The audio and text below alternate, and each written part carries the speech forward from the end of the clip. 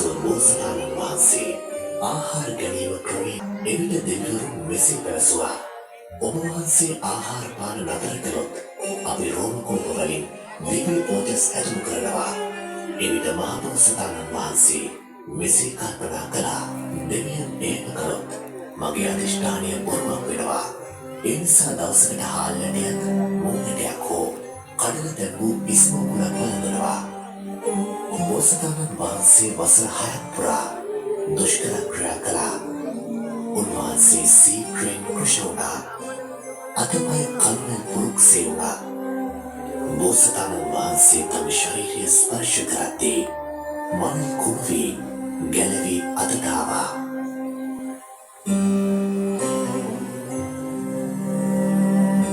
කුස අත ගන්න විට පිටකොන්ද අහු වුණා. පිටකොන්ද අත ගන්න විට කුස අහු වුණා.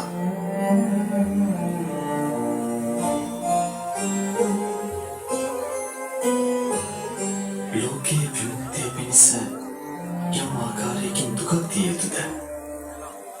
ඒ සෑම දුකක්ම මා විසින් ශරීරයට දුන්නා.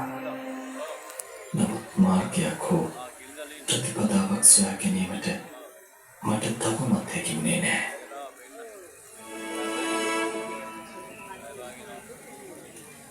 මට මතකයි එදා වක්මකුල් දෙනේ තඹරුක් සෙවනේ මගේ සිත ආනාපාන සතිය තුළ සමාධිමත් වුණා.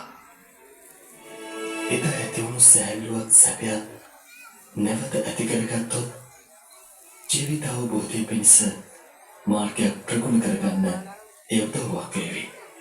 ඒ ආනාපාන සතිය වඩන්න මම නැවතත් උත්සාහ කළ යුතුයි.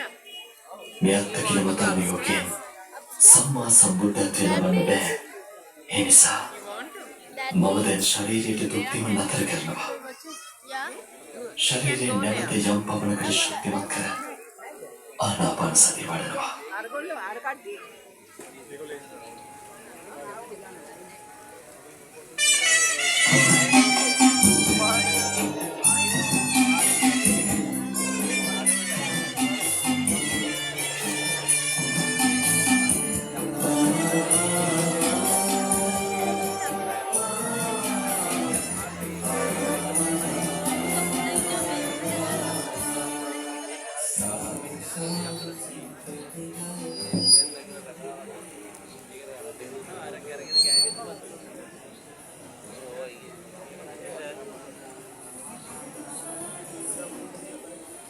ඇත්තටම බොහොම හදවතට මහා හයියක් දැනෙන්නේ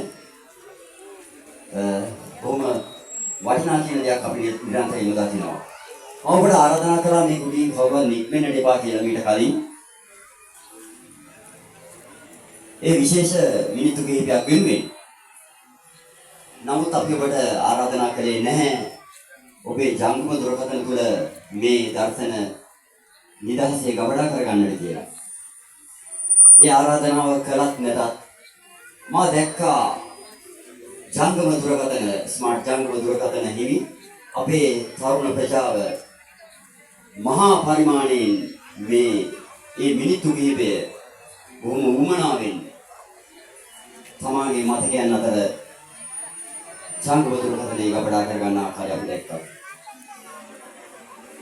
මේ තරම් වටිනා නිර්මාණයක් මේ තරම් අසිරිමත් නිර්මාණයක් අපි මෙවර වෙසක් මංගල්‍ය වෙනුවෙන් දැයට දායාද කළානේ කියන කොහොම අභිමානනීය හැඟීම අපේ හදවත් වලට දැනෙනවා. මේ යුත් ක්‍රීඩා සමාජයේ තරුණ හදවත් වලට දැනෙනවා.